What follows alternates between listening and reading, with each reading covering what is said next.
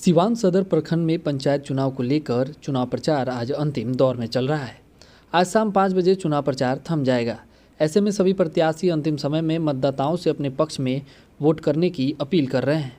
इसी क्रम में सिवान के पचलखी पंचायत के भावी मुखिया प्रत्याशी अनुराग रंजन ने एक प्रेस कॉन्फ्रेंस आयोजित कर पंचायत के विकास का 14 सूत्री विजन डॉक्यूमेंट जारी किया, जिसमें मुख्य रूप से प्रखंड स्तर से मिलने वाली हर सरकारी योजना का लाभ बिना किसी भेदभाव के उचित लोगों तक पहुंचाना, हर महीने में कम से कम एक बार हर गांव में जाकर लोगों की समस्या सुनना और उनका निराकरण करना, पंचायत स्तर पर एक पुस्तकालय और एक जिम की व्यवस्था करने का प्रयास करना, प्रधानमंत्री वाणी योजना के तहत पंचायत में वाईफाई लगाने का प्रयास करना, वहीं पचलखी पंचायत के थाना को नौतन से सिवान लाने का प्रयास करना और अंचल को मैरवा से सिवान लाने का प्रयास करना, प्राथमिक उप स्वास्थ्य केंद्र की व्यवस्था सुधारने और डॉक्टर की व्यवस्था करने का भरपूर प्रयास करना। मुख्य रूप से इन्हीं मुद्दों को लेकर जो ये पूरा डॉक्यूमेंट है उन्होंने तैयार किया है और जनता के बीच मीडिया के माध्यम से रखा है। आइए सुनवाते हैं क्या कुछ कहना है इंजीनियर अनुराग रंजन का।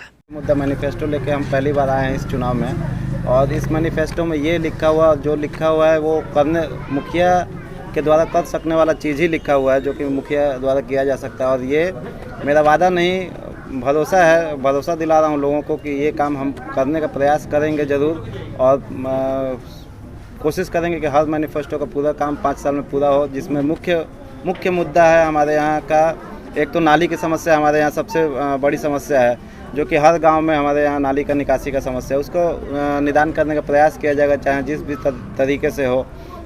दूसरी बात है कि प्रखंड स्तर पे जो भी भ्रष्टाचार वगैरह होता है उसको नियंत्रण करना, उसके लिए पंचायत स्तर से जो भी संभव हो।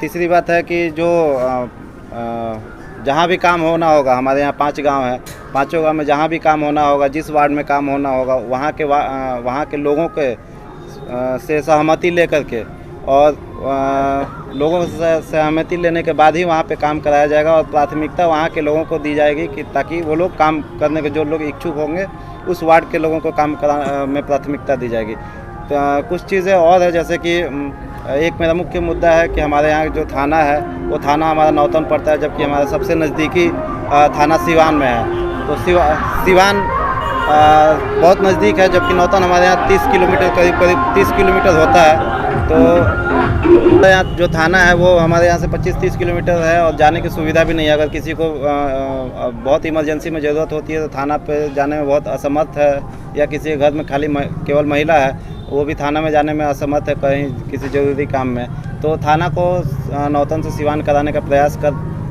मैं करूँगा अगर हमको जनता मौका देती है तो। दूसरी बात है कि हमारे यहाँ जो अंचल है वो हमारा प्रखंड सिवान पड़ता है, लेकिन अंचल हमारा मैरवा पड़ता है। तो ज़मीनी स्तर का जितना भी काम है ज़मीन से रिलेटेड, वो काम कराने में लोगों को समस्या होती है, तो उसको हम लोग को प्रयास करना है कि वो अंचल हम लोग का सिवान कराया जा सके। दूसरी बात है कि जो हम लोग का एक हमारे यहाँ प्राथमिक उप स्वास्थ्य केंद्र है, जिसकी व्यवस्था बहुत ही दयनीय है, डॉक्टर की कमी है यहाँ पे। बाकी स्टाफ लोग हैं वो आते हैं समय से, लेकिन डॉक्टर की कमी है, तो उस कमी को पूरा करने का प्रयास करना जिला स्तर से जो भी संभव हो।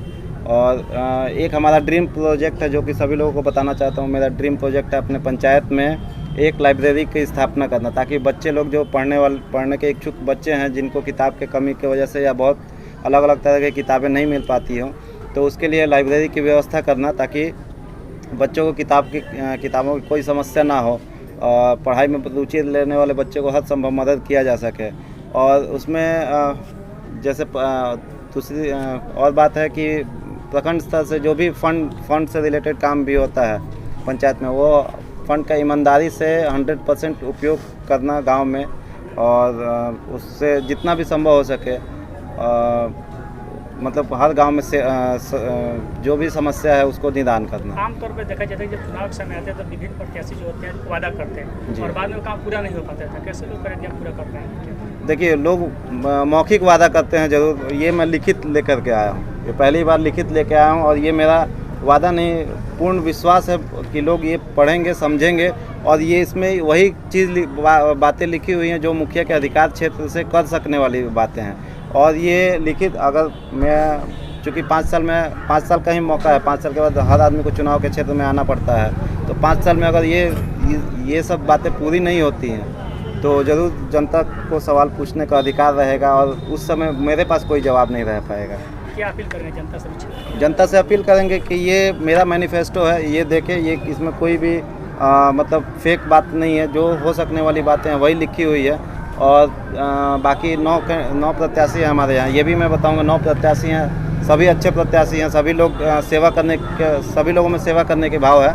सभी प्रत्याशी को देखें, सुने, उनकी बातें सुने, लेकिन उचित जो फैसला हो उचित फैसला करें, उचित लोग का चुनाव करें। चूँकि हम लोग अपना मुखिया नहीं प्रतिनिधि चुनना है।